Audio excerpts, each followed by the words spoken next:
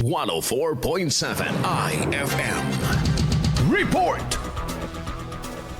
Dismayado ang ilang tsuper sa Pangasinan na sa tila hindi umano patas sa patuloy na pagtaas at kapiranggot na pagbaba ng presyo ng petrolyo. Sa eksklusibong panayam ng IFM News Dagupan kay One Pangasinan Transport Federation President Bernard Tuliao, sinabi nito na inaasahan na nila ang ganitong senaryo sa paggalaw ng langis. Ini-expect naman namin ng ganyan na mataas yung increase, mababa yung rollback. Medyo hindi patas para sa amin yan, kaya kami nalulungkot. Akala namin babalik nila yung tinaas nila nung last week, pero ganun pa rin. Parang hindi nagbago. Ito man ang nagudyok sa grupo sa kanilang patuloy na petisyon na gawing 15 pesos ang minimum na pamasahe sa mga pampublikong jeep. Mayroon na kami usapan sa sama namin yung Ato Manila na yung petition namin dati na 15 pesos.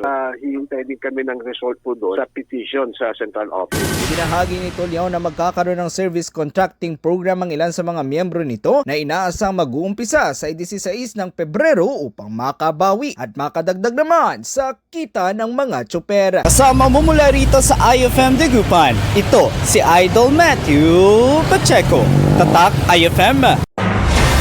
IFM News. IFM News. IFM News.